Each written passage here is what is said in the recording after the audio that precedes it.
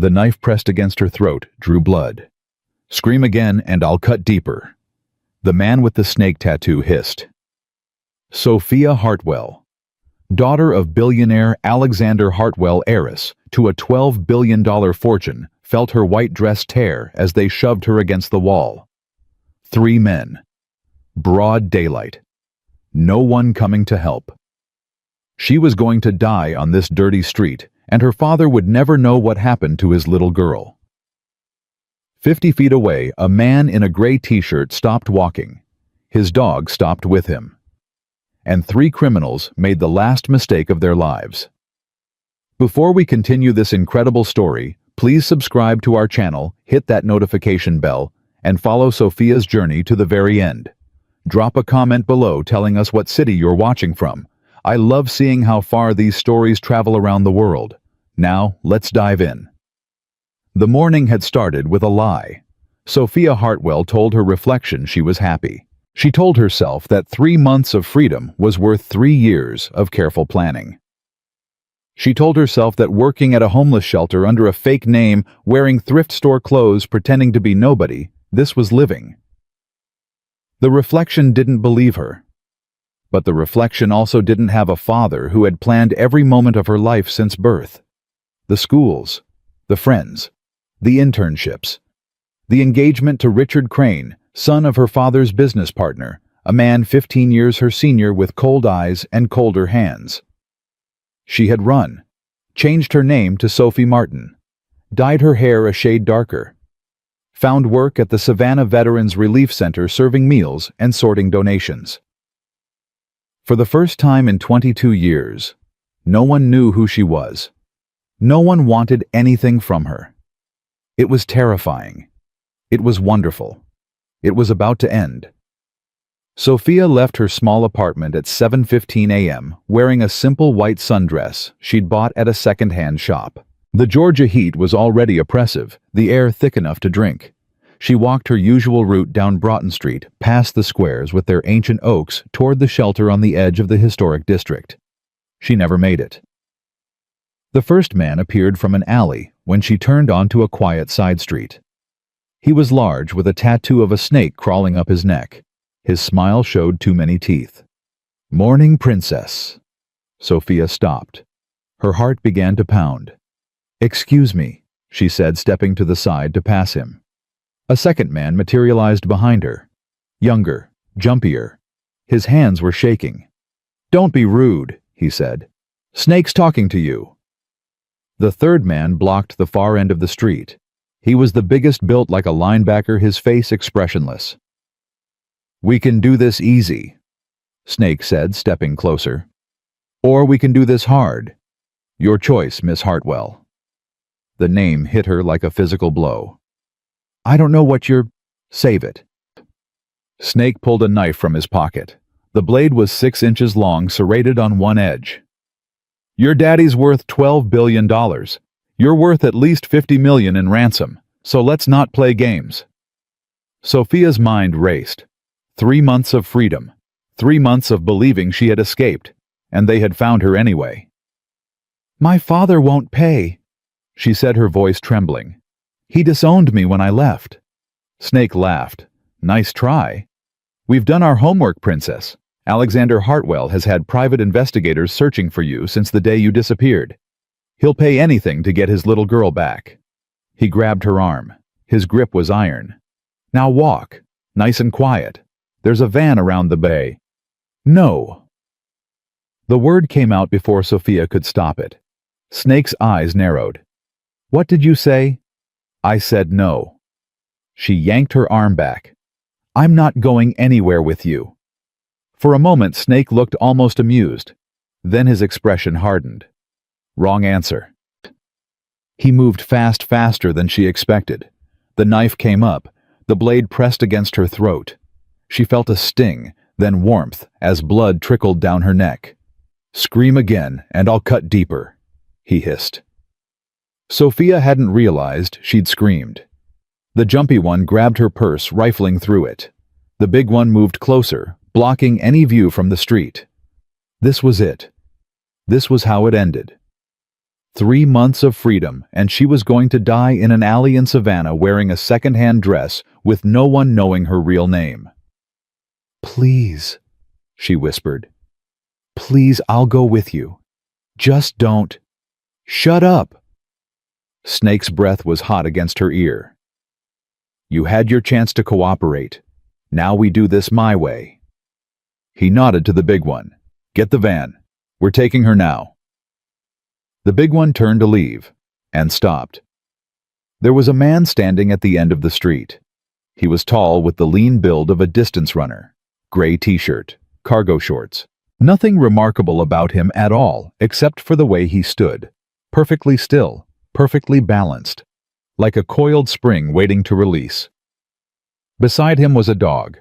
A Belgian Malinois, nearly 90 pounds of muscle and teeth. The dog wasn't barking. It wasn't growling. It was just watching its dark eyes fixed on the scene, with an intelligence that seemed almost human. "Walk away," Snake called out. "This ain't your business." The man didn't move. "I said walk away." The man's head tilted slightly. When he spoke, his voice was calm, quiet, almost conversational. "Let her go," Snake laughed. "Or what? You gonna sick your puppy on me?" He pressed the knife harder against Sophia's throat. "I'll open her up before you take 2 steps." The man's expression didn't change. "You have 3 seconds." 3 seconds to what? To let her go. Snake's face twisted with contempt. "You're crazy, man. You see this knife? You see how close it is to her?" 3. What? 2. Are you counting? Are you seriously? Well, 1. The man's hand moved, a slight motion barely visible. The dog launched. Sophia had never seen anything move that fast. One moment the Malinois was standing beside its handler. The next it was airborne, a blur of brown and black fur covering 50 feet in what seemed like a single heartbeat. The big man, the one blocking the far end of the street, never had a chance. The dog hit him center mass, 90 pounds of trained muscle driving him to the ground. His scream was cut short as the dog's jaws clamped onto his forearm, not tearing, just holding. Controlling. Snake's grip on Sophia loosened for a fraction of a second. A fraction was all the gray-shirted man needed. He moved like smoke, like water, like death itself given human form. Sophia didn't see him cross the distance. She only knew that one moment he was 50 feet away, and the next he was there. His first strike caught the jumpy one, the kid who'd grabbed her purse, square in the throat. Not a punch. Something faster, more precise. A palm strike that dropped him instantly, his body crumpling like a puppet with cut strings. Snake tried to bring the knife around. Too slow. The man's left hand caught Snake's wrist. Twisted. There was a wet snapping sound, and Snake howled as the knife clattered to the cobblestones. Before the scream had finished leaving his throat, the man's elbow drove into his solar plexus. Snake folded. The man caught him before he could fall, spun him around, and drove him face first into the brick wall. Once, twice, 3 times. Then he let go. Snake slid down the wall, leaving a smear of blood on the old brick. He was still breathing barely, but he wouldn't be getting up anytime soon. The entire engagement had taken less than 4 seconds. The man turned to Sophia. His eyes were gray, the color of storm clouds, the color of steel. "Are you hurt?" Sophia realized she was shaking. Her legs wouldn't hold her. She grabbed the wall for support, her breath coming in ragged gasps. You... Your neck." He stepped closer, but not too close, keeping a respectful distance. "Let me see." She touched her throat. Her fingers came away red. "It's shallow," he said after a brief examination. "You'll need it cleaned and bandaged, but you don't need stitches." His voice was calm, professional, like he assessed knife wounds every day. Maybe he did. The dog appeared at his side, having released the big man who was now curled in a fetal position, cradling his savaged arm and whimpering. The Malinois sat at perfect attention, its tongue lolling, its eyes bright with what almost looked like satisfaction. "Who?" Sophia's voice cracked. "Who are you?" The man didn't answer immediately. He was scanning the street, the rooftops, the windows of nearby buildings, looking for more threats.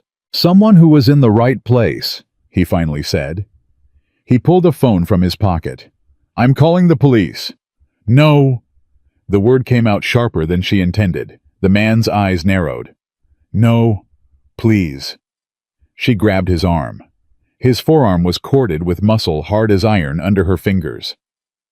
"No police. I can't. Please." He studied her face for a long moment, taking in her fear, her desperation, the way she kept glancing down the street as if expecting more attackers to appear. "They called you Hartwell." It wasn't a question. Sophia's blood went cold. "I don't know what you're—" "Don't." His voice was quiet but firm. "I just watched 3 men try to kidnap you in broad daylight. They knew your name. They knew your father's net worth. This wasn't random." Sophia's carefully constructed lies crumbled in her throat. "Please," she whispered. "I'll explain everything, but not here. Not now. If you call the police, they'll contact my father. He'll find me. She trailed off, unable to finish. The man was silent for a long moment. Then he put the phone away. "Can you walk?" She nodded, not trusting her voice. "My truck is 2 blocks east. Stay close. Stay quiet." He looked down at the dog. "Ghost. Heel." The dog Ghost fell into position at his left side. Sophia followed on shaking legs, stepping over the groaning bodies of her attackers. As they reached the end of the street, she heard Snake's voice, weak and muffled through his broken nose. "You have no idea what you just stepped into, soldier." The gray-shirted man didn't look back. "Neither do you." The truck was a 10-year-old Ford F-150, mud-splattered and anonymous. Ghost jumped into the back seat without being told. Sophia climbed into the passenger seat, her white dress now stained with dirt and blood. The man started the engine. "There's a first aid kit under your seat. Clean that wound." Sophia found the kit military issue she noticed and began dabbing at her neck with antiseptic. The cut stung, but the pain helped clear her head. "You're military," she said. It wasn't a question. Was. "What branch?" He didn't answer. "Those moves back there, that wasn't regular army. That wasn't even special forces. That was Navy," he said finally. "I was Navy." Sophia studied his profile. The hard jaw, the distant eyes, the way his hands rested on the steering wheel, relaxed, but ready as if he could react to any threat in a fraction of a second. SEAL. A muscle twitched in his jaw. "Yes." "How long?" 18 years. "And now?" "Now I'm on leave." His voice was flat, closed. Subject ended. They drove in silence for several minutes. The city gave way to suburbs, then to stretches of forest and marsh. The Spanish moss hanging from the trees looked like ghosts in the morning mist. "Where are we going?" Sophia finally asked. "Somewhere safe." "That's not an answer. It's the only one you're getting until you start giving me some of your own." Fair enough, Sophia thought. "My name is Sophia Hartwell," she said quietly. "My father is Alexander Hartwell. Hartwell Industries, shipping logistics real estate. Net worth approximately $12 billion. I'm his only child." "Why did you run?" The question hit harder than the knife had. "Because I was suffocating." Her voice broke slightly. "Because he controlled everything. Every school, every friend, every job. He even chose who I would marry. Richard Crane, son of Victor Crane, his business partner. A man I've met exactly 4 times, each time walking away feeling like I needed to shower." She stared out the window. 3 months ago, I withdrew $50,000 from a trust fund my grandmother left me. I packed 1 bag. I left in the middle of the night. I came here to Savannah because I'd never been here before. Because no one would think to look for me here. But someone did. Yes. Her hands twisted in her lap. Victor Crane. He's been trying to destroy my father for years. A hostile takeover. Corporate espionage. If he has me, he has leverage. So this wasn't a random kidnapping. It was a business move. Everything in my world is a business move. The man she still didn't know his name was quiet for a long moment. You should call your father. No. He has resources, security. He can protect you better than... You don't understand. Sophia turned to face him fully. My father doesn't protect. He possesses. If I go back, I'll never be free again. He'll lock me in a gilded cage and throw away the key. That's better than being dead. Is it? Her voice was barely a whisper. Is it really? The man's jaw tightened. He didn't answer. They turned onto a dirt road that wound through dense forest. After half a mile, a cabin appeared, small, weathered, almost invisible among the trees. This belongs to a friend, the man said, pulling up in front. He's overseas. Won't be back for 6 months. Ghost jumped out as soon as the door opened, immediately beginning a perimeter check, his nose low to the ground. Sophia stepped out more slowly, her legs still unsteady. The cabin was isolated, no neighbors visible, no sounds except birds and the distant rush of water. I can stay here for a few days, the man said. Figure out your options. But then I'm gone. Why? He looked at her, his gray eyes unreadable. Why what? Why help me at all? You don't know me. You don't owe me anything. For a long moment, he didn't answer. Then he turned and walked toward the cabin. Because I've seen what happens to people who can't protect themselves, he said without looking back. And I've seen enough of that for one lifetime. He opened the door. My name is Jake Morrison. If you're staying, there are rules. You follow them exactly, no exceptions. Sophia nodded. What's rule number 1? Jake looked at her, his expression hard. Don't lie to me. About anything. Ever. Sophia felt the weight of the flash drive in her pocket, the one she'd been carrying for 3 months, the one containing evidence that could destroy Victor Crane and expose her father's darkest secrets. She swallowed hard. Understood. It was her second lie of the day. Inside the cabin, Jake gave Sophia the bedroom. He would take the couch. Ghost would sleep wherever Ghost wanted to sleep, which turned out to be directly in front of the door. He's guarding the exit, Sophia observed. He's guarding you. Jake was cleaning his hands at the kitchen sink, hands that had just disabled 3 men in less time than it took most people to sneeze. He knows you're under protection now. How does he know that? Because I know it. And Ghost reads me better than I read myself. Sophia sat at the small kitchen table, a cup of coffee warming her hands. The shaking had stopped, but the fear remained, a cold knot in her stomach that wouldn't unclench. Those men, she said quietly. They'll tell Crane they failed. He'll send more. Probably. So what do we do? Jake dried his hands and turned to face her. His expression was calm, but his eyes were calculating, assessing threats, planning responses. First, we find out how they found you. You said you've been hiding for 3 months. Something changed. Someone talked. Something gave you away. Sophia thought back over the past weeks. Her routine, her contacts, the shelter, she breathed. I gave them my real social security number for the background check. I didn't realize. Crane probably has people monitoring searches on your name, your number, anything connected to your identity. Jake's voice was matter of fact. The moment that number hit a database, he knew exactly where you were. Sophia felt sick. Her one moment of carelessness, and it had led them straight to her. I'm sorry, she whispered. I didn't mean to. I didn't want to drag anyone else into this. You didn't drag me. I chose to step in. Why? The question hung in the air between them. Jake was silent for a long moment. When he spoke, his voice was different, softer, older.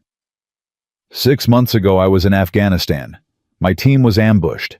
Bad intel. Someone sold us out. He walked to the window, staring out at the forest. 8 men went into that valley. I came out alone. Ghost was the only other survivor, and he took 3 bullets doing it. Sophia felt her heart clench. I'm so sorry. I'm on medical leave. Mandatory psych evaluation. The Navy thinks I'm broken. He paused. Maybe they're right. You don't seem broken to me. Jake laughed, a short, bitter sound. You saw me fight. That's not the same as seeing me sleep. The nightmares, the flashbacks, the way I can't close my eyes without seeing their faces. He turned to look at her. I came to Savannah because I needed to be somewhere quiet, somewhere I could try to remember how to be human again. And then I saw you, and I saw those men, and... He stopped. And what? And I realized that maybe being human isn't about forgetting what I can do. Maybe it's about using it to protect people who need protecting. Sophia felt tears prick her eyes. She blinked them back. So you saved me to save yourself? Maybe. Jake's ghost of a smile appeared. Or maybe I just hate bullies. Ghost's head suddenly lifted. His ears rotated forward. Jake's entire demeanor changed in an instant. The vulnerable man disappeared. The operator took his place. What is it? Ghost let out a low growl. Someone's coming. Jake moved to the window, staying out of direct sightline. His hand reached behind his back, pulling a handgun from a concealed holster. Stay low. Stay quiet. Don't move unless I tell you to. Sophia crouched behind the kitchen counter, her heart hammering. Through the window, she heard the sound of a car approaching on the dirt road. Ghost's growl deepened. Jake chambered around. If this goes bad, he said quietly, there's a cellar door under the rug in the bedroom. It leads to a tunnel that comes out by the creek. You run, and you don't stop running until you're out of the state. I'm not leaving you. That wasn't a suggestion. The car stopped. A door opened and closed. Footsteps on gravel. Then a voice, female, calm, authoritative. Jake Morrison, I know you're in there. I know you have the girl. And I know you have about 30 seconds before the men I have in the woods lose their patience. Jake's jaw tightened. Come out. Bring the girl. Let's talk like civilized people. He looked at Sophia. She looked back at him. Who is that? She whispered. Jake's expression was grim. I don't know, but I'm about to find out. He opened the door. Jake stepped onto the porch with his weapon raised. The woman standing beside the black SUV didn't flinch. She was in her mid-40s, sharp-featured, wearing a dark blazer despite the Georgia heat. Her hands were visible empty, but Jake counted at least 4 shapes moving in the tree line. Professional spacing, tactical positioning. That's close enough, Jake called out. Who are you? Special Agent Diane Torres, FBI. She reached slowly into her jacket, pulling out a badge. I'm going to approach so you can verify. My men will stay where they are. Jake's eyes never stopped scanning. How did you find us? The same way Crane's people found Miss Hartwell, but I've been tracking her longer. Torres walked forward, stopping 10 feet from the porch. I'm not here to take her back to her father. I'm here because she has something I need. Behind Jake, Sophia's breath caught. I don't know what you're talking about, she said, stepping into the doorway. Torres smiled. It wasn't a friendly expression. Miss Hartwell, I've spent 3 years building a case against Victor Crane. Money laundering, racketeering, conspiracy to commit murder. I know about the flash drive. I know what's on it. And I know you've been carrying it since the night you left. Jake turned to look at Sophia. Her face had gone pale. What flash drive? He asked quietly. Sophia's mouth opened, closed. Her eyes were wide with something that looked like guilt. I can explain. You told me no lies. Jake's voice was cold. Rule number 1. I didn't lie, I just didn't tell you everything. That's the same thing. Torres watched the exchange with professional detachment. Mr. Morrison, perhaps we should continue this conversation inside. My presence here isn't exactly sanctioned, and I'd rather not explain to my supervisors why I'm standing in the middle of nowhere with a SEAL and a billionaire's daughter. Jake hesitated. Every instinct screamed that this was wrong, too convenient, too fast. But Sophia had lied to him, and he needed to know about what. Your men stay outside, he said finally. Weapons visible at all times. Ghost will be watching them. Torres nodded. She signaled to the tree line, and 4 figures emerged, moving to stand beside the SUV with their hands clearly displayed. Fair enough. Inside the cabin, the 3 of them sat at the small kitchen table.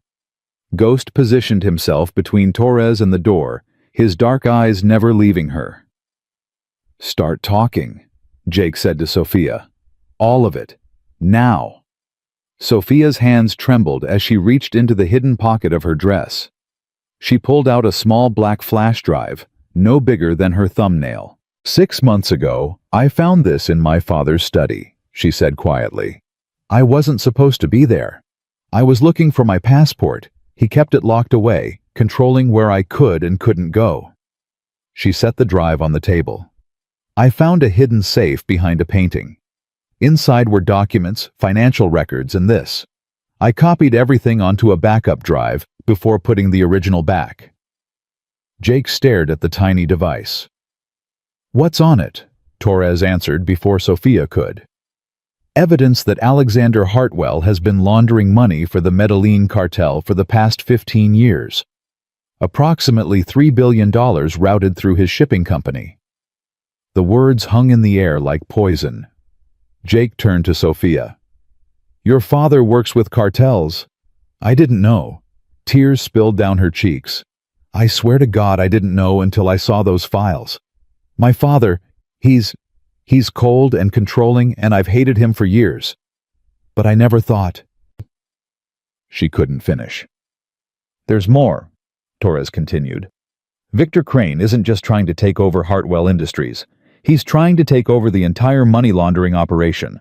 The cartel is playing them against each other, seeing which one survives. Jake's mind was racing. So the kidnapping attempt this morning wasn't just about ransom. Crane wants that flash drive. If he can prove Alexander is dirty, he can destroy him and take everything. The company, the cartel connection, all of it. Sophia looked up, her eyes red. But the drive has evidence against Crane too. That's why I kept it. I was going to release everything, destroy them both. And get yourself killed in the process, Jake said flatly. I didn't care. Her voice cracked. Don't you understand? My whole life has been a lie. My father isn't just a controlling monster, he's a criminal. People have died because of his business. And I've been living off blood money since the day I was born. She buried her face in her hands. I wanted to burn it all down, even if it burned me with it. The room fell silent. Even Ghost seemed affected, his ears drooping slightly. Torres leaned forward. Miss Hartwell, I understand your anger. But if you release that evidence without proper channels, it becomes inadmissible. Crane's lawyers will tear it apart. Your father's lawyers will bury it. And you'll end up dead in a ditch somewhere while both of them walk free. So what do you want? Jake asked. I want to do this right. I want Sophia to testify. I want her to hand over the evidence through proper legal channels. And I want to bring down both Hartwell and Crane in a way that sticks. Jake studied the agent's face. She seemed genuine, but he'd been fooled by genuine-seeming people before. What's in it for you? He asked. 3 years on this case. Off-the-books meetings in the middle of the woods. This feels personal. Torres's expression flickered, just for a moment. Then the mask was back. Victor Crane killed my partner, she said quietly. Made it look like a car accident. Mike was getting too close to the truth, so Crane had him eliminated. I've been building this case ever since. She looked at Sophia. "I'm not asking you to trust me. I'm asking you to help me destroy the man who murdered my best friend, and to bring your father to justice for the crimes he's committed." Sophia wiped her eyes. She looked at Jake. "What do you think?" Jake was quiet for a long moment. His instincts were at war: trust nothing versus protect the innocent versus finish the mission. "I think," he said slowly, "that you don't have many options. Crane knows where you are. He'll send more men, better men. Eventually he'll find you." He looked at Torres. "And I think the FBI doesn't send agents on unsanctioned solo missions unless they're desperate or compromised." Torres stiffened. "I'm not compromised." "Then why didn't you bring backup through official channels? Why are you here with 4 guys who move like private contractors instead of federal agents?" The silence that followed was deafening. Torres's hand moved toward her jacket. Jake's weapon was up before she could blink. "Don't. Easy." Torres raised her hand slowly. "I'm not reaching for a gun. I'm reaching for my phone. There's something you need to hear." Jake's aim didn't waver. "Talk first." Torres sighed. "You're right. I'm not here in an official capacity. I was pulled off the Crane case 6 months ago. Someone high up decided the investigation was causing diplomatic complications. They buried everything I'd found and reassigned me to a desk in Omaha." "So you went rogue." "I went independent. There's a difference." She lowered her hands slowly. "The men outside aren't contractors. They're former FBI agents who worked with Mike, who know what Crane did. We've been building a shadow case on our own time, with our own resources. And if you get caught, then I lose my pension and probably go to prison." Torres shrugged. "Worth it." Jake studied her for a long moment. Then he lowered his weapon. "You're either the bravest agent I've ever met or the stupidest." "Probably both." Sophia had been watching the exchange in silence. Now she spoke, her voice steadier than before. "If I help you, if I testify and hand over the evidence, what happens to me? Witness protection, new identity, new life." Torres paused. "But I won't lie to you. This will be dangerous. Crane has people everywhere, police, politicians, maybe even FBI. Until we take him down, you'll be a target." "I've been a target my whole life," Sophia said quietly. "At least this time, I'd be fighting back." Jake felt something shift in his chest. This girl, this sheltered, pampered billionaire's daughter, had more steel in her than he'd given her credit for. "There's another problem," he said. "Crane's men from this morning. They'll report back. He'll know she's not alone anymore." Torres nodded grimly. "Which is why we need to move. Now. I have a safe house in Charleston off the books, totally dark. We can—" Ghost's head snapped toward the window. Jake was moving before the growl left the dog's throat. "Down. Everyone down." The window exploded inward. Glass sprayed across the room. Something metallic bounced across the floor. Flashbang. Jake grabbed Sophia and threw her behind the kitchen counter, shielding her body with his own. He squeezed his eyes shut and covered his ears. The world turned white. Even through closed eyelids, the flash was blinding. The concussion hit like a physical blow, rattling his teeth, scrambling his thoughts. Training took over. Jake rolled, bringing his weapon up, firing blind toward the broken window. 2 shots. 3. He heard a scream outside. Someone hit. Ghost was already moving. The dog launched through the shattered window, a snarling blur of teeth and fury. More screams. Gunfire. A man's voice shrieking, "Get it off! Get it off!" Torres was up, her own weapon drawn, firing toward the front door as it burst inward. 2 men in tactical gear came through and met a wall of lead. They went down hard. Jake grabbed Sophia's arm. "Cellar, now, go." "I'm not leaving you.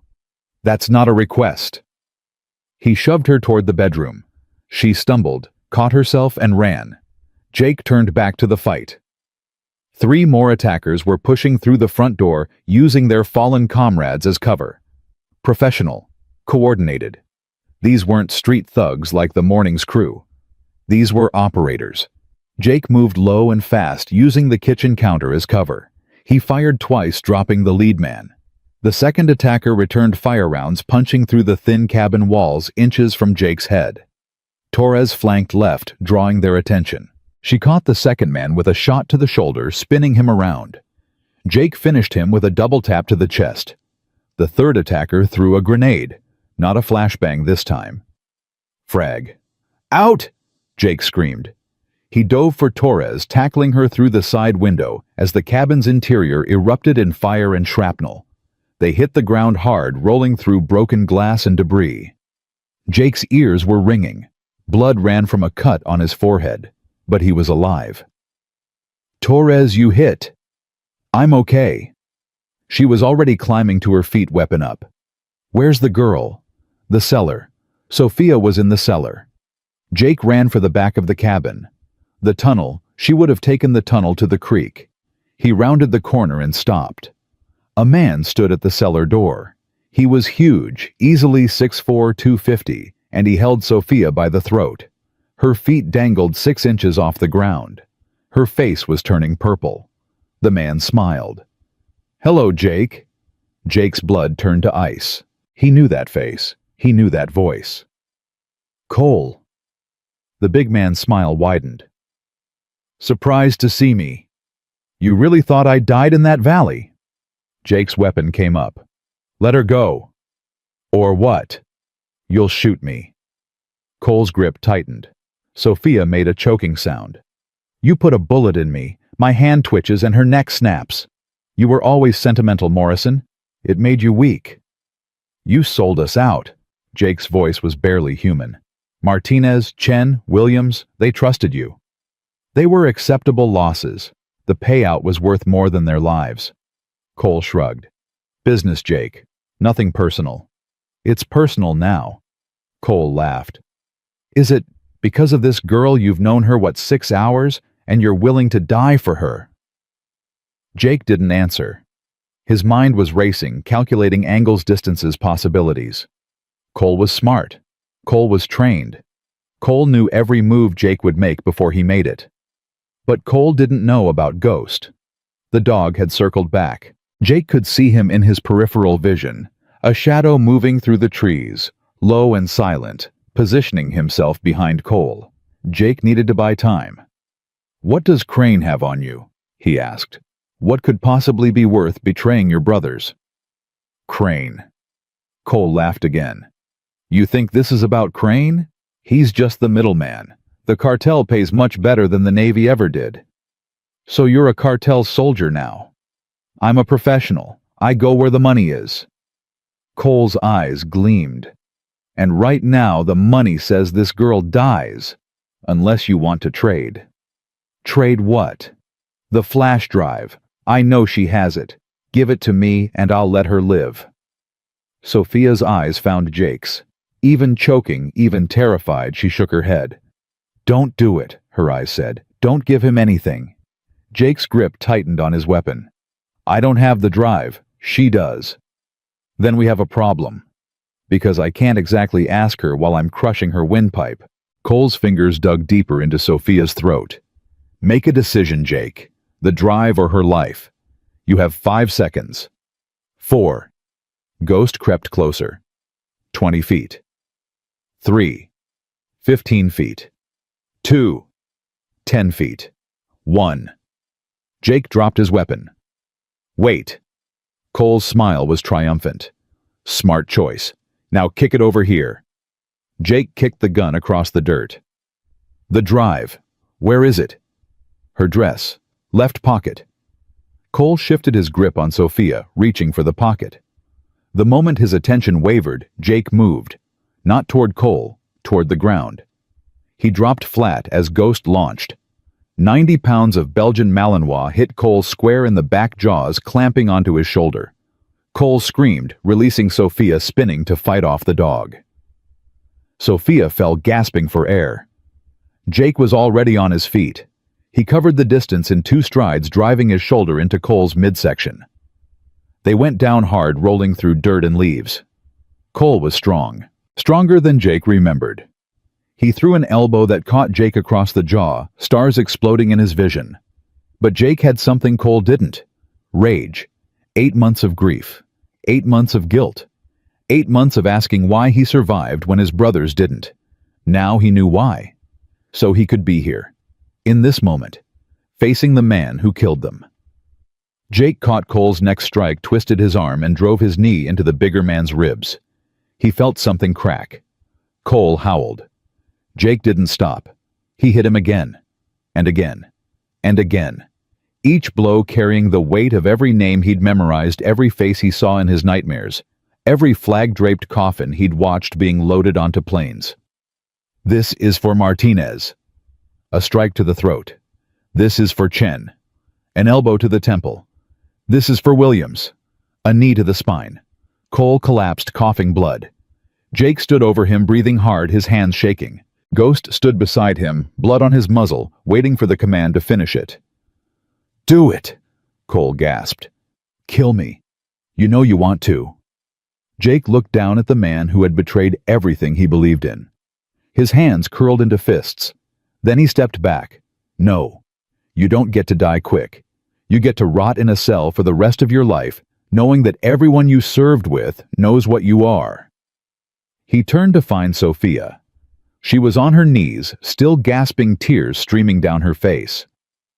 Torres was beside her, checking her throat for damage. "She'll be okay," Torres said. Bruised, but not crushed. Jake knelt in front of Sophia. His hands, the same hands that had just beaten a man half to death, gently touched her face. "You're safe," he said quietly. "It's over." Sophia looked at him with eyes full of something he couldn't name. "No," she whispered. "It's not over. Not until they're all destroyed."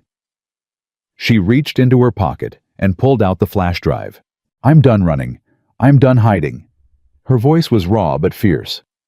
"I want to burn them down. All of them." Jake looked at the tiny device in her hand. He looked at Torres, who was already reaching for her phone. He looked at Ghost, bloody but unbroken, standing guard. And he made a decision. "Then let's burn them together." They moved Cole's unconscious body into the back of Torres's SUV while her men secured the perimeter. 4 of Crane's mercenaries were dead. 2 more were wounded and zip-tied. The cabin was destroyed, nothing but smoking rubble and shattered glass. "We need to go," Torres said, checking her phone. "Local PD will respond to the gunfire within 20 minutes. I've got people who can clean this up, but we can't be here when they arrive." Jake helped Sophia into the vehicle. Her neck was already bruising, dark purple fingerprints, marking where Cole had nearly crushed her windpipe. "Can you breathe okay?" he asked. She nodded, wincing. "Hurts to swallow, but I'm alive." "You're tougher than you look." A ghost of a smile crossed her face. "Had to be. Growing up in my house." Ghost jumped into the back, positioning himself between Sophia and the door. His dark eyes were alert, scanning for threats even now. Torres slid behind the wheel. "Charleston safe house is 90 minutes out. Will—" Her phone rang. She glanced at the screen. Her face went pale. "What?" Jake demanded. Torres answered the call, putting it on speaker. "Agent Torres." The voice was smooth, cultured. The voice of a man used to giving orders. "I believe you have something that belongs to me. Victor Crane." Torres's jaw tightened. "Mr. Crane, how did you get this number?" "I have many resources, Agent. Surely you've learned that by now." A pause. "I understand there was some unpleasantness at a cabin in the woods this morning. My condolences for any damage to your team." "Cut the crap, Crane. What do you want?" "What I've always wanted. The flash drive. And my future daughter-in-law, of course." Sophia stiffened beside Jake. "Future daughter-in-law? She's not marrying your son," Torres said flatly. "That's not really your decision, is it? Or hers, for that matter." Crane's voice hardened. "Let me be direct. I know you're operating outside official channels. I know your superiors have no idea what you're doing. Which means if something unfortunate were to happen to you and your team, there would be no investigation, no consequences, just another tragic accident. Torres's knuckles whitened on the steering wheel. Is that a threat? It's a statement of fact. You're alone, Agent Torres. No backup, no authority. Just you and a handful of disgraced former agents playing vigilante. He let that sink in. Now, here's what's going to happen. You're going to bring Sophia to the Hartwell Industries shipping yard in Charleston, Pier 17, tonight at midnight. You're going to hand her over along with the flash drive, and in exchange I'll let you and your people walk away. Jake grabbed the phone from Torres. This is Jake Morrison. I was at that cabin too, and I have a counteroffer. A pause. The Navy SEAL. Yes, I've heard about you. Impressive work this morning. My men are still picking their teeth off the pavement. Then you know what I'm capable of. I do. Which is why I'm offering you an alternative. Walk away now. Forget you ever met Sophia Hartwell. I'll wire $10 million to any account you name, and you can disappear. Start fresh somewhere the nightmares don't follow. Jake felt Sophia's eyes on him. You think I can be bought? Every man has a price, Mr. Morrison. I've found that price is usually much lower than they claim. Jake's grip tightened on the phone. My brothers died because someone sold them out for money. I watched them bleed out in the sand while the man who betrayed them counted his blood money. His voice dropped to something cold and sharp. That man is currently unconscious in the back of this vehicle. And when he wakes up, he's going to spend the rest of his life in a cage. Just like you. Silence on the line. When Crane spoke again, the cultured smoothness was gone. In its place was something raw. Dangerous. You have no idea who you're dealing with. Neither do you. Jake ended the call and handed the phone back to Torres. Well, she said dryly, that was diplomatic. He was going to try to kill us anyway. At least now he knows we're not scared. Sophia spoke for the first time since the call began. He mentioned Richard, his son, the man I was supposed to marry. What about him? Richard isn't just Crane's heir. He's his enforcer. Everything Crane does in the shadows, Richard does in the light. He's the one who handles the difficult negotiations, the people who don't want to sell their businesses, the competitors who won't cooperate. She met Jake's eyes. Richard is worse than his father. He enjoys it. Jake filed that information away. We need to change our approach. Crane knows we're coming to Charleston. He'll have every road watched, every exit covered. Torres nodded. Which is why we're not going to Charleston. Jake raised an eyebrow. Where then? Savannah. I have a secondary location, an old Coast Guard station that's been decommissioned. It's off every map, and Crane doesn't know it exists. How can you be sure? Torres smiled grimly. Because I'm the one who erased it. They drove for 3 hours, switching vehicles twice, taking back roads that wound through swamps and forgotten small towns. Ghost rode with his head in Sophia's lap, a warm presence that seemed to calm her trembling. Jake watched her in the rearview mirror. She was staring out the window, her expression distant. What are you thinking? He asked quietly. About my father. Her voice was hollow. About everything I thought I knew. The cartel connection. You really had no idea. None. I knew he was ruthless. I knew he cared more about money than people. But this... She shook her head. I used to wonder why we never had family dinners.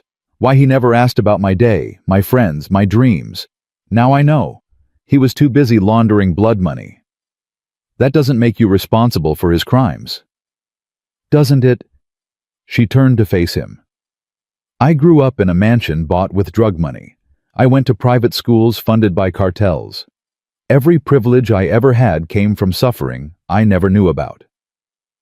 You were a child. You didn't choose any of that. But I benefited from it. Every single day. Jake was quiet for a moment. When I was 8 years old, he said slowly. My father used to beat my mother. Every Friday night, regular as clockwork. He'd come home drunk and she'd end up in the emergency room. Again and again. Sophia looked at him. I didn't stop it. I was too small, too scared. I hid in my room and covered my ears while she screamed. His voice was rough. For years I thought that made me complicit. That somehow her pain was my fault. How did it stop? It didn't. Not until she died. Cerebral hemorrhage from one too many blows to the head. I was 15. Sophia's eyes filled with tears. Jake. The point is, I spent years blaming myself for things I couldn't control. Things I didn't choose. Things I didn't even understand. He met her eyes in the mirror. You're not responsible for your father's sins, Sophia. You're only responsible for what you do now. She held his gaze for a long moment. Thank you, she whispered. Jake nodded and turned back to the road. But something had shifted between them. Something neither of them was ready to name. The Coast Guard station was exactly as Torres had described, abandoned, overgrown, invisible. It sat on a small island accessible only by a single bridge that could be watched from miles away. Torres's team was already there when they arrived. 8 men and women, all former federal agents, all with personal scores to settle with Victor Crane. This is Jackson, Torres said, introducing a graying man with the bearing of a former Marine. He was Mike's training officer. He'll be running tactical operations. Jackson shook Jake's hand with a grip like iron. Heard what you did to Cole. Good work. He's not dead. I know, but he's going to wish he was. They gathered in what had once been the station's command center. Maps covered the walls. Computer screens flickered with data streams.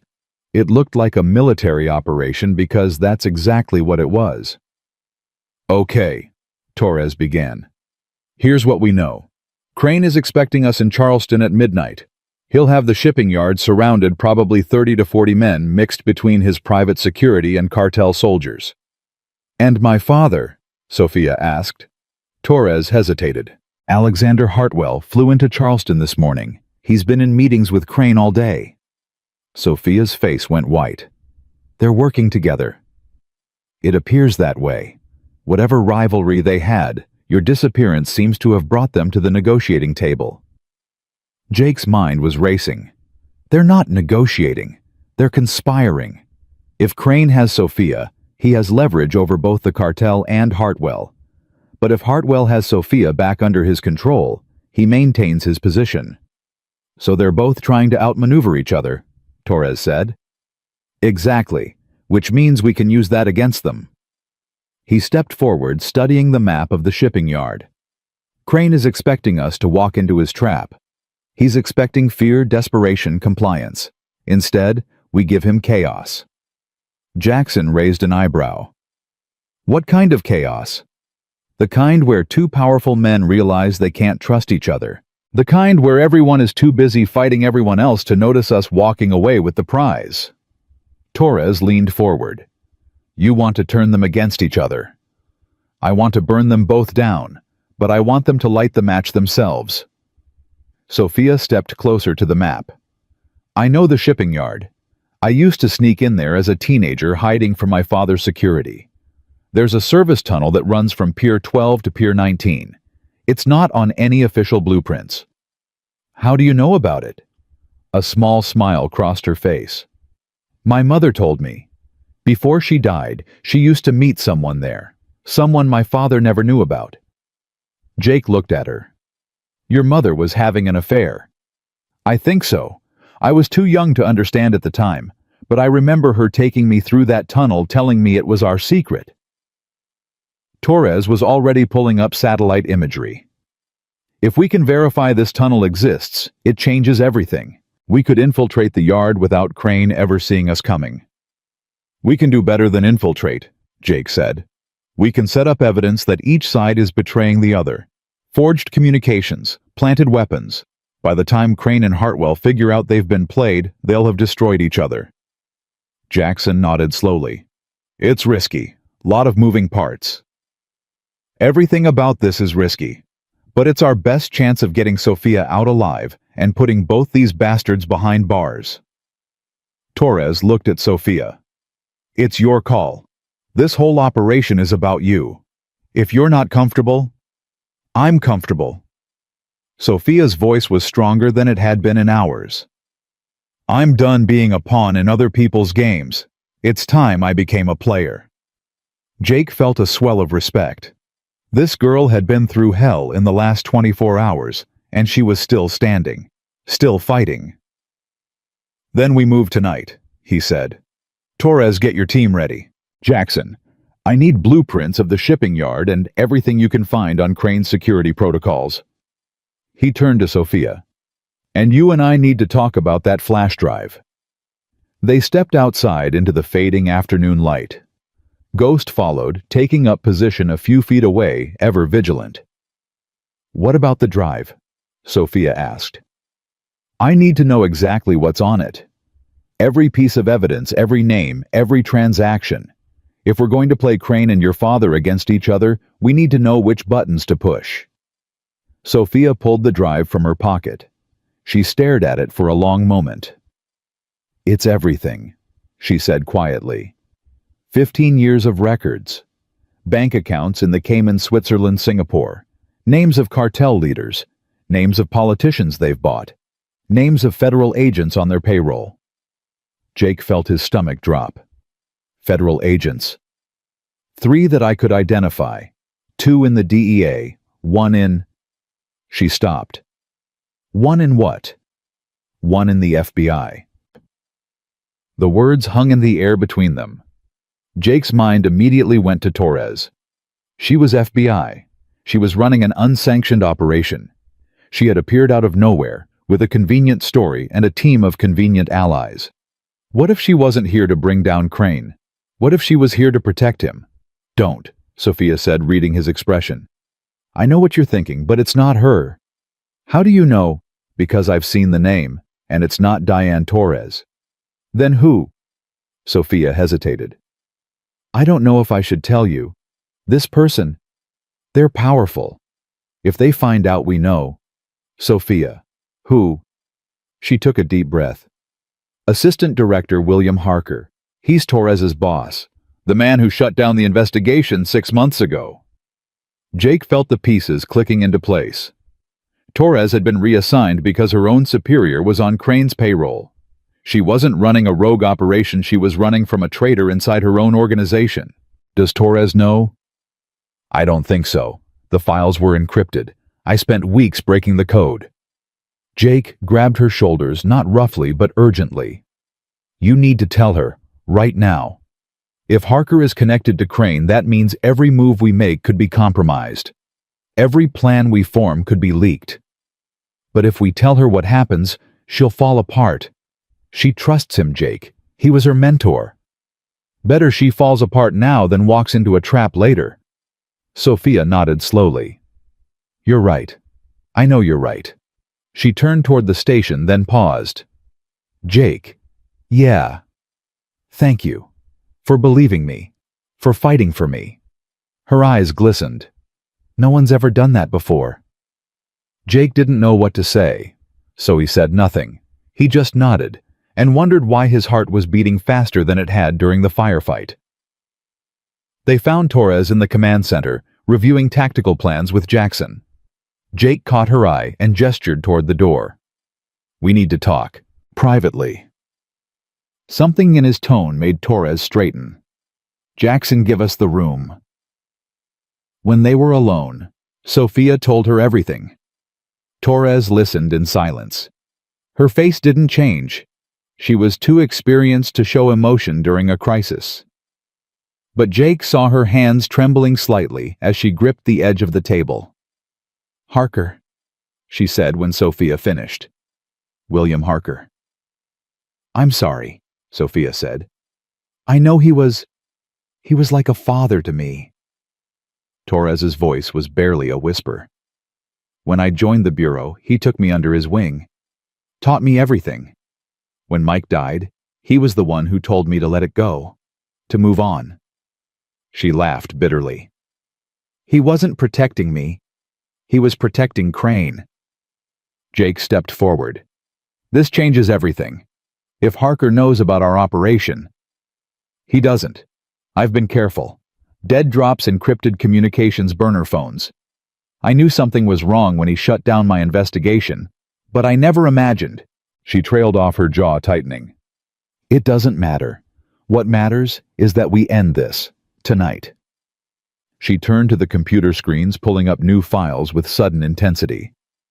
If Harker is dirty, there may be others. I need to scrub our communications, identify any possible leaks, make sure our people are clean. And Harker himself? Jake asked. Torres's eyes went cold. When this is over, I'll deal with him personally. Something in her voice made Jake believe her. 3 hours later, they were ready. The plan was simple in concept, complex in execution. 2 teams would infiltrate the shipping yard through Sophia's secret tunnel. Team 1, Jackson, and 4 operatives would plant evidence suggesting that Crane was planning to betray Hartwell to the cartel. Team 2, Jake, Torres, and Sophia, would plant evidence suggesting the opposite. Meanwhile, Ghost and 2 operatives would cause a distraction at the main gate, drawing Crane's security away from the piers. The timing had to be perfect. Any mistake could get them all killed. One more thing, Jake said as they prepared to move out. Sophia stays in the tunnel until we confirm both targets are present. If this goes sideways, she takes the flash drive and runs. Understood? Torres nodded. Agreed. Sophia started to protest. I'm not going to hide while you... This isn't negotiable. Jake's voice was firm. You're the key witness. You're the one who can bring them down legally. If something happens to you, everything we've done is for nothing. She stared at him for a long moment. You better come back, she finally said. I always do. He didn't mention the 8 names tattooed on his ribcage, the brothers who hadn't come back. The ones he carried with him every day. Some promises weren't meant to be kept, but he would try. God help him, he would try. The shipping yard loomed in the darkness like a sleeping giant. Cranes reached toward the sky. Containers stacked 3 high-created canyons of steel. And somewhere in that maze, 2 of the most dangerous men in America were waiting for a girl who had dared to run. Jake checked his weapon one final time. We go in 3 minutes, Torres said through the comms. Ghost pressed against Jake's leg, ready for battle. Sophia's hand found his in the darkness. Jake. Yeah. When this is over. If we survive, I want you to know something. What's that? She squeezed his fingers. You were wrong earlier. When you said you don't know how to be human anymore. She paused. You're the most human person I've ever met. Before he could respond, Torres's voice crackled through the comms. All teams go. The night erupted into chaos. The explosion at the main gate lit up the night sky. Jake felt the shockwave even from inside the tunnel, a low rumble that shook dust from the ancient concrete walls. Ghost's ears flattened momentarily, then rotated forward, hunting for threats. Distraction team is engaged. Torres's voice crackled through the comms. Crane security is moving to the gate. We have a 7-minute window. Jake turned to Sophia. Stay here. Do not move until I come back for you. Jake, promise me. Her eyes searched his face in the dim light. Whatever she saw there made her nod. I promise. He squeezed her hand once, then released it. Ghost, guard. The Belgian Malinois immediately positioned himself between Sophia and the tunnel entrance. His body tense, his eyes gleaming in the darkness. Jake moved. The tunnel was exactly as Sophia had described, narrow, damp, forgotten. It ran beneath the shipping yard like a secret artery connecting piers that the official blueprints showed as separate. Jake counted his steps, tracking his position against the mental map he'd memorized. 300 meters to Pier 17. That's where Crane would be. That's where this ended. Team 1 in position, Jackson's voice reported, planting evidence at Hartwell's location now. Copy, Torres responded. Team 2 status. Moving, Jake said quietly. 2 minutes to target. He emerged from the tunnel into a storage area beneath Pier 17. The sounds of the distraction gunfire shouting the wail of alarms filtered down from above. Crane's men were occupied. Good. Jake climbed a service ladder and pushed open a hatch. He found himself between 2 shipping containers, hidden from view, but close enough to hear voices. 2 voices. One he didn't recognize. One he did. "This is your fault, Alexander." Victor Crane's cultured tone had lost its smoothness. Now it dripped with venom. "If you'd kept better control of your daughter, none of this would be happening." "My daughter is not the problem." Alexander Hartwell's voice was cold, precise. The voice of a man who had built an empire through calculated ruthlessness. "Your incompetent mercenaries are the problem. 3 times they've failed to retrieve her. And yet, here we are waiting for her to walk through that door. My plan is working. Your plan has cost me $12 million in security breaches and a federal investigation that I may not be able to contain." Jake edged closer, peering through a gap between the containers. 2 men stood in an open area beneath massive cargo cranes. Crane was tall, silver-haired, wearing a suit that probably cost more than most people's cars.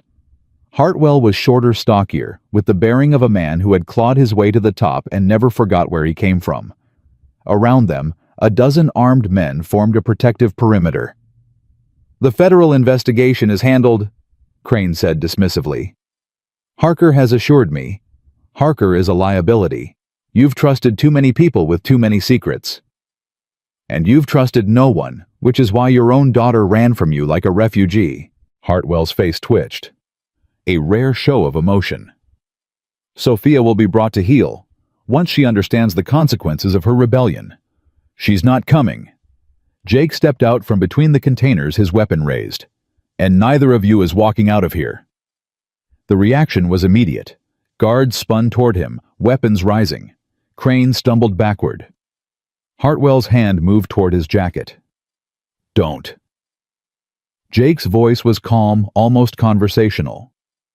12 guns against 1 is usually good odds, but I'm not usual. And by the time you drop me, at least 5 of you will already be dead." He let that sink in. "So let's talk instead." Crane recovered his composure faster than Hartwell. "Mr. Morrison, I wondered when you'd show yourself." He smiled, but it didn't reach his eyes. "I assume my men at the cabin failed to convince you to accept my offer. Your men at the cabin are either dead or in custody, including Cole." Something flickered in Crane's expression. Cole was valuable. Cole was a traitor. He sold out his brothers for money.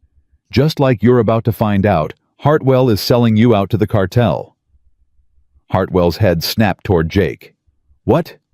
Oh, he didn't tell you." Jake kept his voice casual, even as his mind tracked every guard, every angle, every possible threat. "Victor has been in contact with Medellin directly, cutting you out of the operation. They're planning to take over your shipping routes and eliminate you as soon as this little meeting is over." "That's absurd." Crane's voice was sharp. "He's lying, Alexander, trying to turn us against each other." "Am I?" "Then why did your men plant a tracking device on Hartwell's car this morning? Why did you arrange for cartel soldiers to be waiting at the secondary exit? And why did you tell Harker that Hartwell was becoming expendable?" The color drained from Crane's face. Hartwell turned to him slowly. "Victor." "It's not what he's saying. He's manipulating." "Is there a tracking device on my car?" Crane hesitated 1 second too long. Hartwell moved faster than Jake expected. The older man pulled a pistol from inside his jacket and fired not at Jake, but at Crane. The bullet caught the silver-haired businessman in the shoulder, spinning him around. "You treacherous bastard!" Hartwell screamed. "After everything I built for us." The guards didn't know what to do. Half of them worked for Crane, half for Hartwell. They stared at each other, weapons raised, waiting for someone to tell them who to shoot. Jake dove for cover as the first shot rang out. Not at him. Guard against guard. The shipping yard erupted into civil war. Jake rolled behind a stack of cargo pallets, his mind racing. This was exactly what he'd planned, but the speed of the collapse was faster than he'd anticipated. "Torres," he said into his comm. "It's happening. Crane and Hartwell are engaging each other." "Copy. Jackson's team is extracting. What's your status?" "Pinned down, but alive." He peered around the pallet. 3 guards were down. More were using the cargo containers as cover, exchanging fire with their former allies. "I need to get to Sophia." "Negative. Stay in position. The tunnel exit may be compromised." "Then I'll uncompromise it." "Jake." He was already moving. The firefight provided cover, but it also created chaos.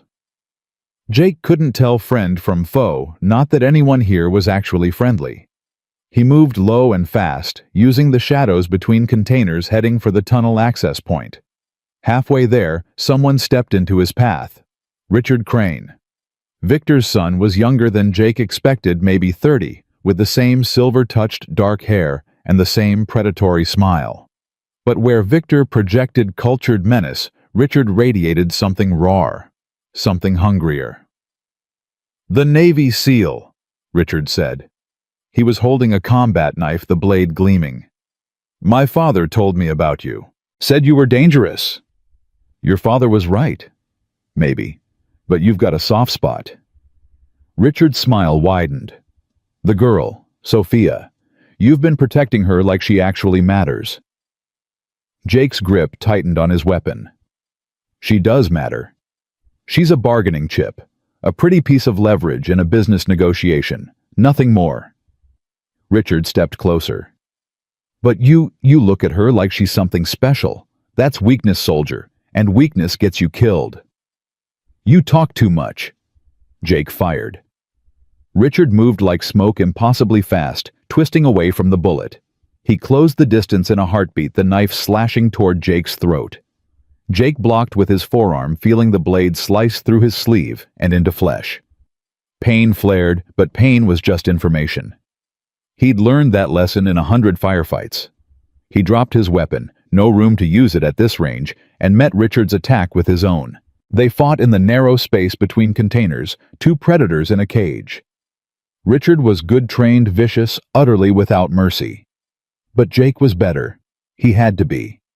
Every strike, every block, every counter was backed by 18 years of training. By the memory of 8 brothers who would never fight again. By the image of Sophia waiting in the tunnel, trusting him to come back. Richard lunged with the knife. Jake caught his wrist twisted and felt the joint give way with a wet snap. Richard screamed. Jake drove his knee into Richard's stomach, then his elbow into his temple. The younger man crumpled the knife, clattering to the ground. "Stay down," Jake warned, "or the next one kills you." Richard looked up at him, his eyes blazing with hate. "This isn't over. My father." "Your father is bleeding out on the concrete. Your empire is collapsing, and you're about to spend the rest of your life in a federal prison." Jake picked up his weapon and continued toward the tunnel. Behind him, he heard Richard trying to rise. He didn't look back. The tunnel access was guarded by 2 of Crane's men. They were nervous, distracted by the sounds of battle above them. They never saw Jake coming. 2 shots. 2 bodies. Jake descended into the darkness. "Sophia, it's me." No response. His heart began to pound. "Ghost report." A bark echoed from deeper in the tunnel. Alive. But where was Sophia? Jake ran. He found Ghost standing over a body, one of Crane's mercenaries, throat torn out, the dog's muzzle stained with blood. But Sophia wasn't there. Tracks in the dust. Signs of a struggle. Drag marks leading toward the secondary exit. The one that led to the water. Someone had taken her. Jake's blood turned to ice. He followed the tracks, Ghost racing beside him, both of them moving at full speed through the ancient tunnel. The sounds of the battle above faded, replaced by the rush of water ahead. The tunnel opened onto a small dock. A speedboat was pulling away, its engine roaring. In the boat, Jake could see Sophia, her white dress torn, her hands bound, her mouth gagged. And standing over her, one hand tangled in her golden brown hair, was Alexander Hartwell. No! Jake raised his weapon, but the boat was already too far. He couldn't shoot without risking Sophia. Hartwell looked back at him. Even at this distance, Jake could see the cold triumph in the man's eyes. "Thank you for the distraction, Mr. Morrison." Hartwell's voice carried across the water. "You kept Crane occupied while I retrieved what's mine." The boat disappeared into the darkness. Jake stood at the water's edge, his weapon useless, his target gone.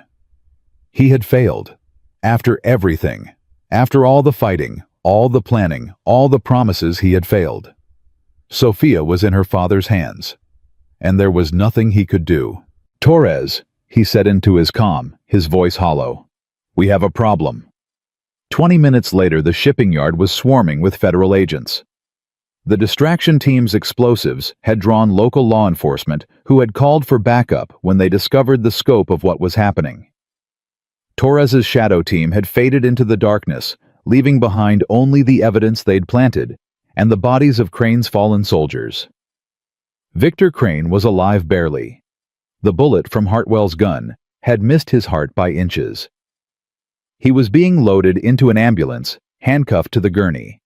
Richard Crane was in custody, nursing a broken wrist and a concussion. Cole was still unconscious in Torres's SUV, his fate yet to be determined. But Alexander Hartwell was gone. And so was Sophia.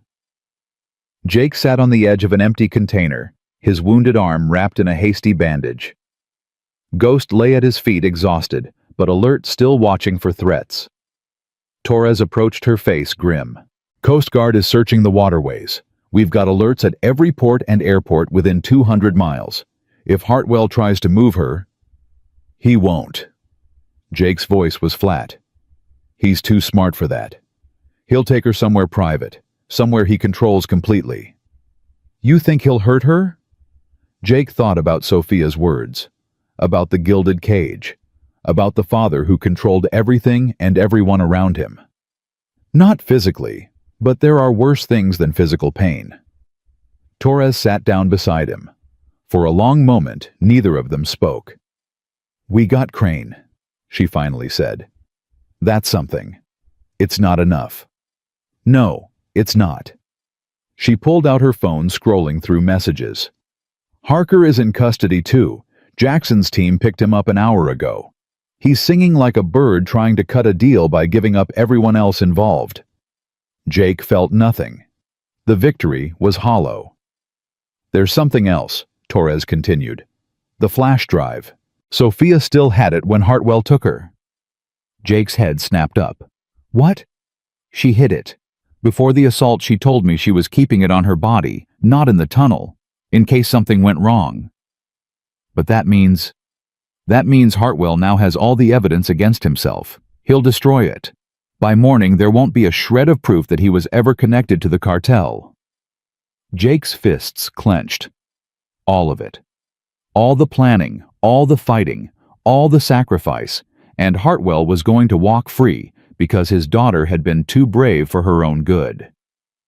"There has to be another way," he said. "There might be." Torres hesitated. Sophia made a backup. Jake stared at her. "What?" "Before she gave me the drive, she copied everything to a secure server. Encrypted, hidden. She said it was insurance in case something happened to her." "Where is it?" "She didn't tell me. She said only one person would know how to find it." Torres met his eyes. "You." "Me, I don't know anything about." And then he stopped. The words Sophia had spoken in the tunnel just before he left her. The words he had dismissed as fear, as emotion, as the desperation of a woman facing death. "When this is over, if we survive, I want you to know something." "What's that?" "You were wrong earlier, when you said you don't know how to be human anymore. You're the most human person I've ever met." Human. Humanity. It wasn't just sentiment. It was a clue. "The Coast Guard station," Jake said suddenly. The one where we planned the operation. She used the computer there. The backup is on that server. Torres was already moving. Let's go. They drove through the night Ghost in the back seat, the speedometer pushing 90 on empty back roads. Jake's mind was racing faster than the truck. Sophia had known. Somehow, she had known that the plan might fail, that her father might get to her before they could finish.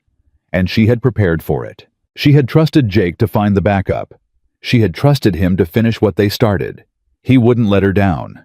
The Coast Guard station was dark when they arrived. Torres's team had cleared out hours ago, leaving no trace of their presence. Except one. On the computer in the command center, a file was waiting. It was named Morrison. Jake opened it. Inside was a video file. Sophia's face appeared on screen. She was sitting in this same room recording the message sometime during the hours before the assault. Her eyes were red, as if she'd been crying, but her voice was steady. Jake, if you're watching this, then something went wrong. Maybe I'm dead. Maybe my father has me. Either way, I need you to know the truth. She took a breath. The backup files are hidden on a server owned by the Savannah Veterans Relief Center, the charity where I worked. The password is Ghost lowercase no spaces. Inside you'll find everything. Every transaction. Every name.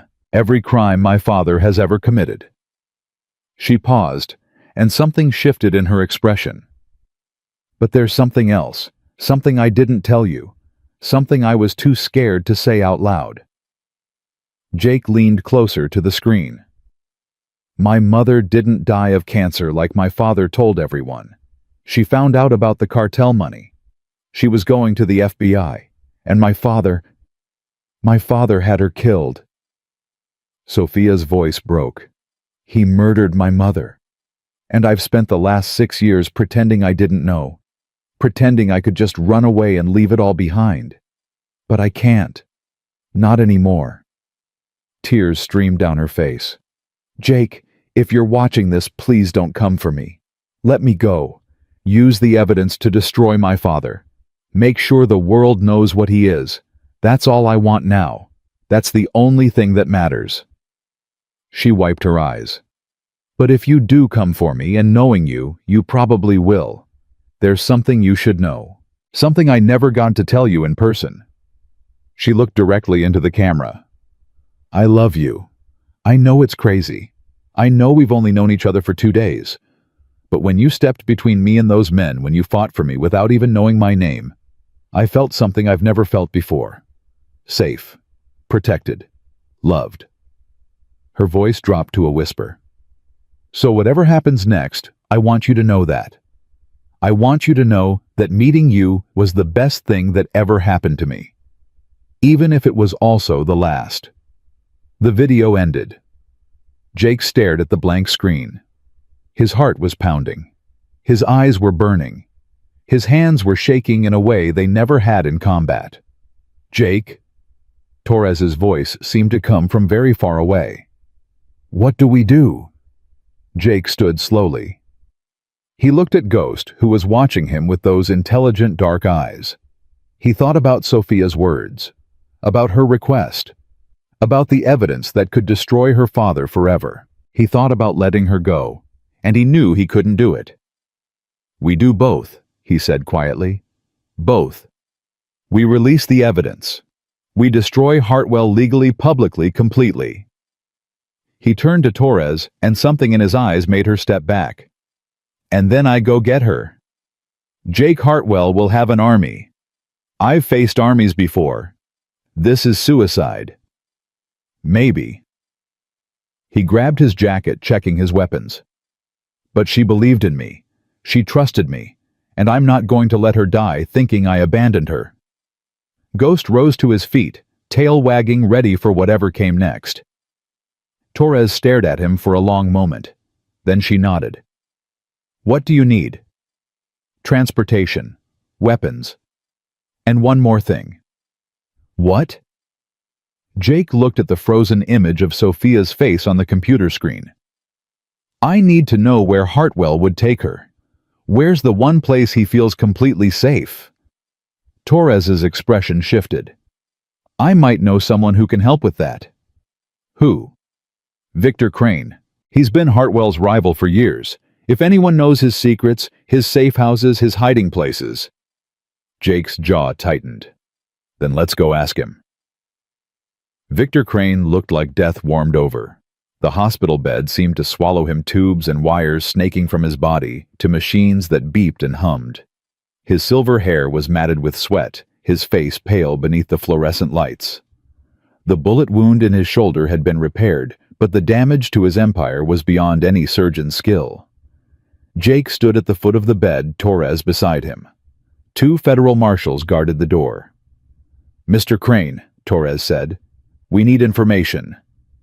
Crane's eyes opened slowly. They found Jake first, and something flickered in their depths, hatred, fear, grudging respect.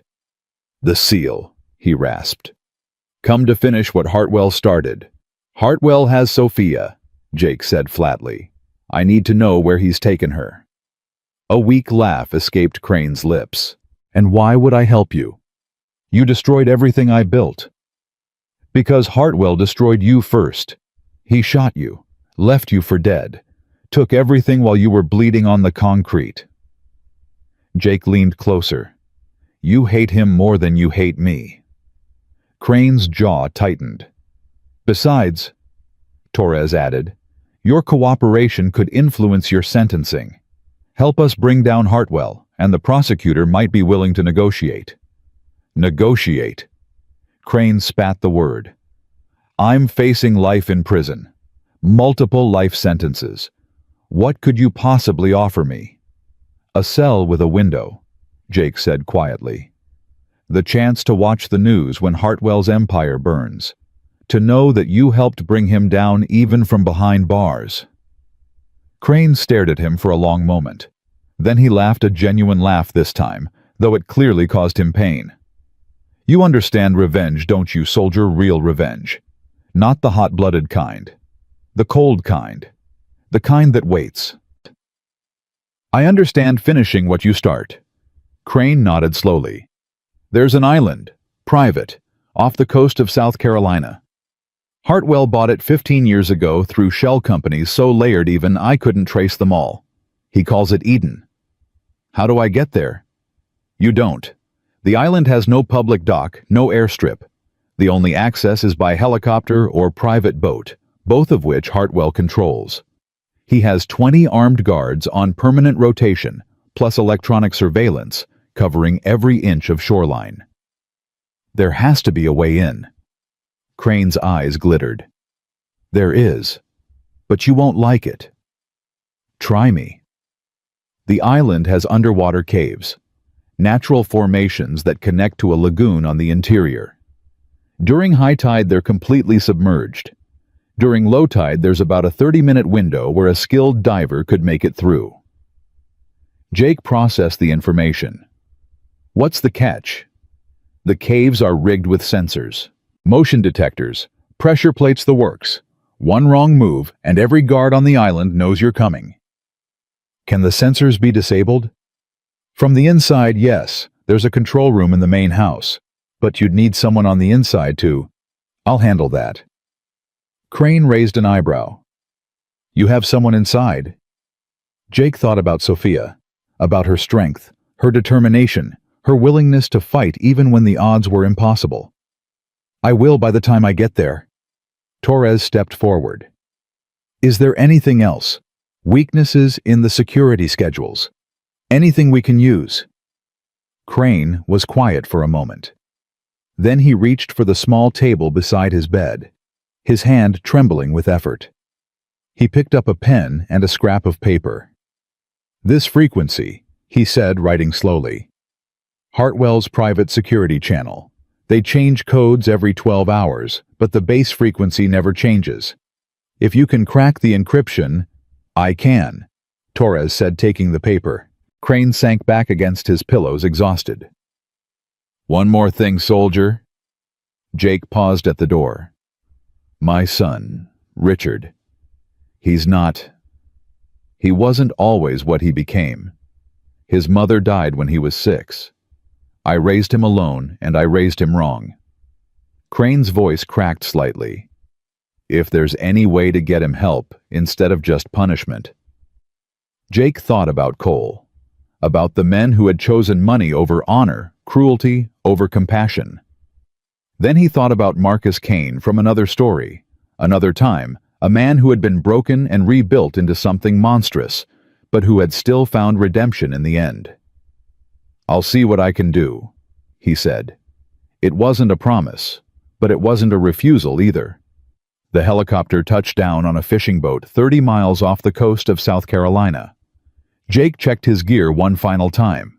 Wetsuit, rebreather, waterproof pack containing weapons communications equipment and emergency supplies.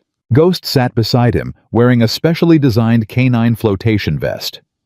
"You know this is insane," Torres said through the comms. "Even for you." Noted. The low tide window opens in 47 minutes. You'll have exactly 30 minutes to navigate the caves and reach the lagoon. If you're still in the water when the tide turns, then I drown. I understand the math. "Jake," Torres's voice softened. "Bring her back." "That's the plan." He pulled on his mask and slipped into the dark water. Ghost followed without hesitation, his powerful legs churning as he swam beside his handler. They had trained for water operations before the dog knew what to do. The ocean was cold and black, the only light coming from Jake's underwater torch. He navigated by compass counting strokes, tracking his position against the mental map Crane had provided. The cave entrance appeared as a darker shadow in the darkness, a yawning mouth in the underwater cliff face. Jake felt the current trying to push him away, the ocean itself warning him to turn back. He swam harder. Inside the cave was a nightmare maze. Tunnels branched in every direction, some leading to dead ends, others to chambers filled with sharp coral that could shred a wetsuit and the flesh beneath in seconds. Jake moved carefully, Ghost swimming close beside him. The dog's senses were sharper than any human's even underwater. He could detect threats that Jake would never see coming. 20 minutes and the first sensor appeared. It was mounted on the cave wall, a small black box with a blinking red light. Motion detector. One wrong move and the alarm would trigger. Jake studied it for a long moment. Then he reached into his pack and pulled out a small device, a signal jammer Chen had built before the shipping yard assault. He attached it to the cave wall directly below the sensor. The red light flickered, then went dark. He moved on. More sensors. More jammers. The 30-minute window was closing fast, and Jake was barely halfway through the caves. 23 minutes. 25. 28. The cave began to narrow, the walls pressing in from both sides. Jake had to turn sideways to squeeze through, his rebreather scraping against the rock. Ghost whimpered a sound Jake had never heard from the dog before. "Easy boy. Almost there." The tunnel opened into a larger chamber, and Jake felt the current shift. The tide was turning. He had maybe 2 minutes before the caves flooded completely. He swam harder than he had ever swam in his life. The lagoon appeared ahead, a circle of pale light in the darkness. Jake burst through the surface, gasping, pulling Ghost up beside him. They had made it. But there was no time to celebrate. Guards patrolled the shoreline, their flashlight beams sweeping back and forth. Jake could see the main house on the hill above, a massive structure that looked more like a fortress than a home. Somewhere inside, Sophia was waiting. "Torres," Jake whispered into his waterproof comm. "I'm in. Starting approach to the main house." "Copy. Security channel is active. I'm hearing chatter about a guest in the East Wing. 3rd floor. Any mention of Hartwell?" "He's in his study. West Wing, ground floor. Alone." Jake filed the information away. Hartwell could wait.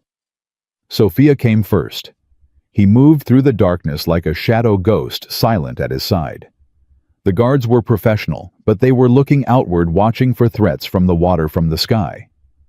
They never expected someone to already be inside their perimeter. One by one, Jake neutralized them. Not killed. Disabled. Zip-tied and gagged. Left in the shadows where they wouldn't be found for hours. He reached the main house and found a service entrance, a door used by staff likely overlooked by security. The lock was electronic, but Jake had brought tools for that too. 30 seconds later, he was inside. The house was silent, eerily so. Jake moved through empty hallways past rooms filled with expensive furniture and priceless art. This was what Sophia had grown up with, this cold, beautiful prison. He understood now why she had run. The East Wing. 3rd floor. Jake climbed the stairs. Ghost padding silently behind him. 2 guards stood at the end of the hallway blocking a door. Jake didn't hesitate. He stepped out of the shadows, moving fast. The first guard went down before he could reach for his weapon, a strike to the throat, then the temple. The second managed to draw his gun, but Ghost was already airborne. 90 pounds of Belgian Malinois hit the guard center mass, driving him to the floor. The gun clattered away. Ghost's jaws closed on the man's arm, not tearing, just holding. "Quiet," Jake warned. "Or he takes the whole arm." The guard went still. Jake zip-tied him, then turned to the door. It was locked, heavy steel meant to keep someone in rather than out. He knocked. "Sophia, it's Jake. Stand back from the door." A muffled sound from inside. Relief, disbelief. Jake placed a small charge on the lock. "Cover your ears." The explosion was contained precise. The door swung open. And there she was. Sophia stood in the center of the room, her white dress now gray with dirt and fear. Her wrists were bruised where she'd been bound. Her face was streaked with tears, but her eyes blazed with a fire that no prison could extinguish. "Jake." Her voice broke on his name. He crossed the room in 3 strides and pulled her into his arms. "I got your message," he said quietly. "The video. The backup files." She pulled back, looking up at him. "You found them?" "Torres has them. By morning, every news network in the country will have proof of what your father did. He's finished, Sophia. It's over." "Not yet." Her voice hardened. "I need to see him. I need to look him in the eye and tell him what he is. Sophia, he killed my mother, Jake. He murdered her and made me believe it was cancer. For 6 years I lived with that lie." Her hands clenched into fists. "I need to face him. I need him to know that I know." Jake studied her face. He saw the pain there, the rage, the desperate need for closure. He understood. "Okay," he said. "But we do this together. And if anything goes wrong—" "I know." She touched his face, her fingers gentle against his jaw. "I trust you." They moved through the house together, Ghost leading the way. The West Wing was darker, quieter. No guards here. Hartwell apparently felt safe in his own fortress. His mistake. The study door was unlocked. Jake pushed it open slowly. Alexander Hartwell sat behind a massive desk, a glass of whiskey in his hand. He looked up as they entered, and for a moment his expression flickered surprise, then something colder. "Sophia." His voice was calm, controlled. "I wondered how long it would take for your soldier to find this place." "It's over, Father." Sophia stepped forward, her voice steady, despite the trembling in her hands. "The evidence is already with the FBI. By morning the whole world will know what you are." Hartwell took a slow sip of his whiskey. "What I am, I'm a businessman. A very successful one. Everything I've done has been to build something lasting, something for you. You murdered my mother." The words hung in the air like poison. Hartwell set down his glass. "Your mother was weak, sentimental. She would have destroyed everything I built because she couldn't stomach the necessary compromises." "Necessary compromises?" Sophia's voice rose. "You laundered money for drug cartels. You had people killed. And when Mother tried to stop you, you had her murdered too." "I had her removed." Hartwell's voice was ice. There's a difference. Her death was quick, painless, more than she deserved for her betrayal. Jake's hand moved toward his weapon, but Sophia stopped him with a gesture. No, I need to hear this. She stepped closer to her father's desk. All my life I wondered why you were so cold, why you never held me, never told me you loved me, never let me be anything but a perfect little doll you could show off to your business partners. Now I understand. You're not capable of love. You're not capable of anything human. Hartwell laughed. Humanity is weakness. It's the thing that makes people soft, vulnerable, exploitable. I removed that weakness from myself years ago, and I tried to remove it from you. But you were always too much like your mother. Thank God for that. Sophia reached into her pocket and pulled out a small device, a phone, Jake realized. What are you doing? Hartwell's composure cracked slightly. This conversation is being broadcast live, to every major news network, to the FBI, to the Department of Justice. She smiled, but there was no warmth in it. Everything you just said, the confession, the admission that you killed my mother, millions of people are hearing it right now. Hartwell's face went white. That's not possible. There's no signal on this island. I made sure... You made sure commercial signals couldn't reach here, but military satellite frequencies are different. Sophia glanced at Jake. It helps to have friends in the Navy.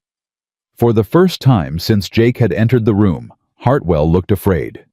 You ungrateful little... He lunged across the desk, his hand closing around Sophia's throat. Jake moved. He caught Hartwell's arm twisted and drove the older man face first into the desk. The glass of whiskey shattered. Hartwell screamed as his wrist snapped. Don't, Jake said quietly. Touch her. Again. He hauled Hartwell upright, keeping his broken arm pinned behind his back. It's over, Jake said. You've lost. Your money, your power, your freedom gone. And your daughter, the one you thought you could control, is the one who destroyed you. Hartwell struggled weakly. You have no idea what you've done. The cartel will come for all of you. They don't forgive betrayal. They don't forget... Let them come. Jake's voice was steel. I've faced worse than drug dealers, and I'll be ready. He looked at Sophia. You okay? She was shaking, tears streaming down her face, but she nodded. I'm okay. For the first time in my life, I think I'm actually okay. The sound of helicopters filled the air. Torres's voice crackled through Jake's comm. Cavalry's here. Federal agents inbound. ETA 2 minutes. Jake allowed himself a small smile. Copy that. He looked down at Alexander Hartwell, broken and beaten, and utterly defeated. Your daughter was right about one thing, Jake said. It's over. 3 months later. The courtroom was packed, every seat filled. Cameras from networks around the world pointed at the defendant's table where Alexander Hartwell sat in chains. The evidence had been overwhelming.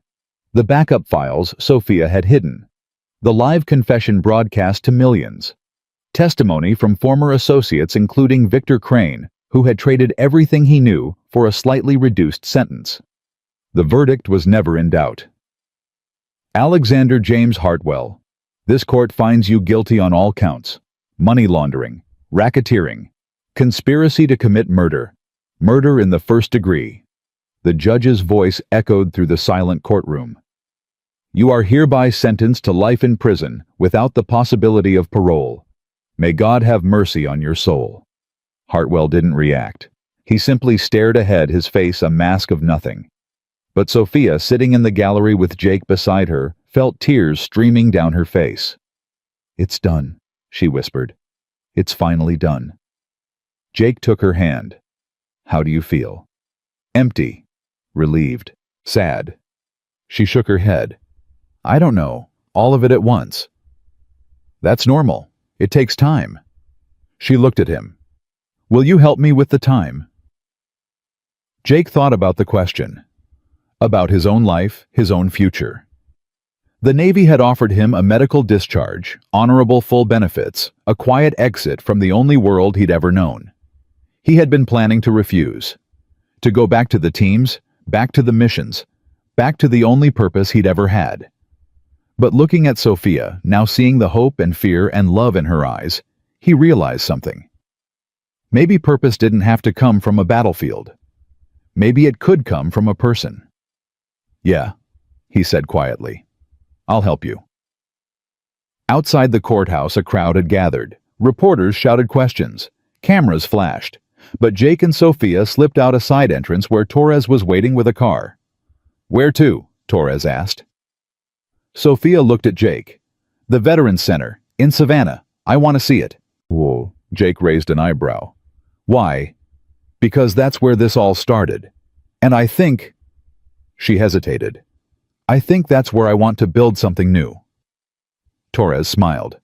"I'll drive." The Savannah Veterans Relief Center was exactly as Sophia remembered it. Small, underfunded, struggling to serve the men and women who had given everything for their country. But when she walked through the doors with Jake beside her, she didn't see the peeling paint or the outdated computers. She saw possibility. "I want to rebuild this," she said. "Not just repair it, transform it, make it a model for veteran services across the country. That would cost millions. I have millions. My grandmother's trust fund, the money my father couldn't touch. I want to use it for this." Jake looked around at the center. At the veterans sitting in the waiting area, many of them homeless, all of them carrying invisible wounds. He thought about his own brothers. Martinez, Chen, Williams, the men who had died because someone had valued money over loyalty. Maybe this was how he honored them. Not by fighting more wars, but by helping those who had already fought come home. "I'm in," he said. Sophia turned to him, her eyes bright. "Really?" "On one condition." "What?" Jake whistled. Ghost appeared from behind them, his tail wagging. "He gets to be the mascot." Sophia laughed, a real laugh, full and warm and alive. "Deal." 1 year later, the Morrison Hartwell Veterans Center stood on the same spot as the old Relief Center, but nothing else was the same. 3 buildings now, state-of-the-art medical facilities, job training programs, housing for homeless veterans, a mental health wing staffed by the best therapists in the country, and at the entrance, a bronze statue of a Belgian Malinois standing guard. Jake stood at the ribbon-cutting ceremony, uncomfortable in his civilian clothes, watching Sophia address the crowd. She was radiant, confident, passionate, transformed from the frightened girl in the white dress into a leader who inspired everyone around her. Ghost sat beside him, his muzzle gray, now his eyes still sharp. "She's something else, isn't she?" Torres said, appearing at Jake's shoulder. "Yeah, she is." "And you? How are you doing?" Jake considered the question. The nightmares still came sometimes. The faces of his fallen brothers still haunted him. The scars, both visible and invisible, were still there. But so was something else. Purpose, peace, love. "I'm doing okay," he said. "Better than okay." Sophia finished her speech and walked toward him, her smile bright. "So," she asked, "what do you think?" "I think you're amazing." She kissed him softly. "I learned from the best." Ghost barked once, a happy sound rare from the disciplined war dog. "Even he agrees," Jake said. They stood together, watching the veterans file into the center, watching lives being changed, watching hope being born from the ashes of tragedy. "Jake," Sophia said quietly. "Yeah. Thank you. For everything. For saving me. For believing in me. For helping me become who I was supposed to be." Jake pulled her close. "You saved me too," he said. "You just don't know it yet." Sophia rested her head against his chest. "I love you, Jake Morrison." "I love you too, Sophia Hartwell." Ghost pressed against their legs, completing the circle.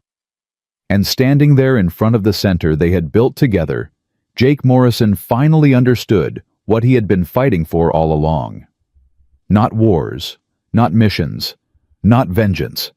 Family. The kind you choose. The kind that chooses you back.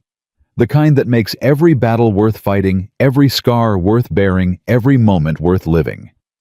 He had spent 18 years as a weapon. Now at last he was something more. He was home.